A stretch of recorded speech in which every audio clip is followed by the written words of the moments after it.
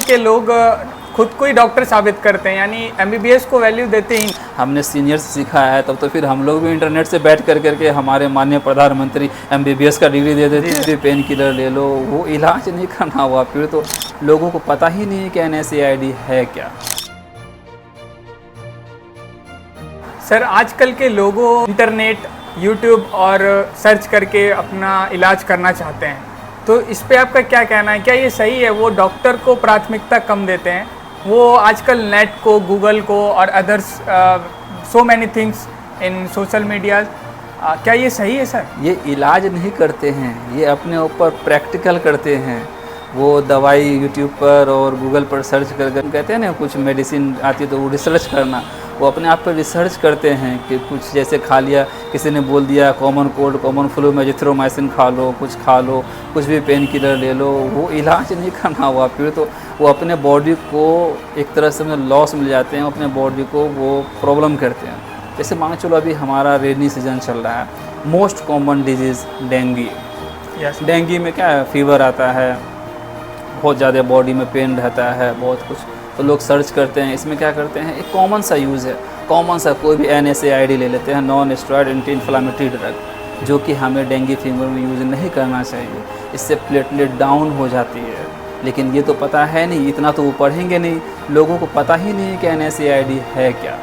तो इसलिए डॉक्टर से बिना मिले परामर्श लिए आप किसी भी तरह के ऑनलाइन मेडिसिन से बचें, ये आपके लिए ज़्यादा बेहतरीन है। और इसी वजह से जो आए दिन हमारे अंदर जैसे कॉमन कोल्ड या कुछ भी बीमारियां होती है, तो लोग ओवरडोज, ओवर द काउंटर कोई भी एंटीबायोटिक लेकर करके यूज़ कर लेते हैं। मोस्ट कॉमन एंटीबायोटिक आजकल हो गया एजिथ्रोमाइसिन, ऑगमेंटिन, अमोक्सिसिलिन, इन्होंने इतना यूज़ किया है कि अब हमारे पास अगर आते हैं मेडिसिन कुछ भी अगर ले करके, तो हमें सोचना पड़ता है कि अब कौन से एंटीबायोटिक को हम अपग्रेड करें ताकि ये सही हो।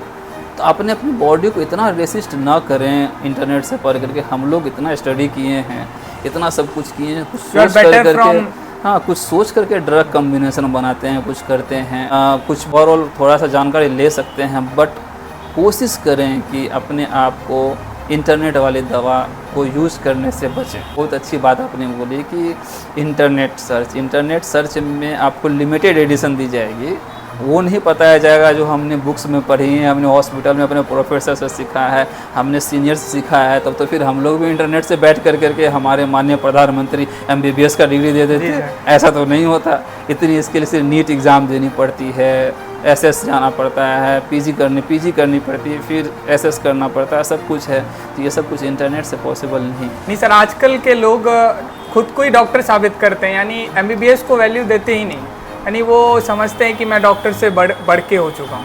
इसलिए तो वो ज़्यादा अपने आप को नुकसान पहुंचाते हैं ना, कि बाद में जो आते हैं तो उस पर एंटीबायोटिक रेसिस्टेंट रहती है, मतलब कि वो इतने एंटीबायोटिक यूज़ कर चुके होते हैं कि वो अपने बॉडी को हार्म करके आते हैं। उसमें हम क्या कर सकते हैं, हम जो दवाई है वो तो देंगे, बट उनकी बॉडी तो वीक हो गई। अब जो वो आएंगे हमारे पास, तो हम जो इलाज करेंगे उससे ऊपर का करेंगे या कुछ और अलग करेंगे। तो अगर आपके अंदर कोई भी सेल या कुछ भी बॉडी के अंदर डैमेज होता है, अगर आसान भाषा में बोला जाए, जैसे हमारे दवाई खाने के बाद सबसे ज़्यादा इंजरी होती है लीवर, किडनी, ये सब चीज़ें, क्योंकि एक्सक्रीशन तो उसी से होता है, बाहर तो उसी से निकलता है। आपने लिया, आपके अंदर डैमेज हो गया, प्रॉब्लम तो आपको होगी। तो इसलिए आप अगर ओवर द स्मार्ट बनते हैं कि हाँ हमने ओवर द काउंटर दवा खा करके और डॉक्टर बन गए, तो फिर आपके लिए हानिकारक, वो टोटली रॉन्ग, टोटली अवॉइड कीजिए इस चीज़ को।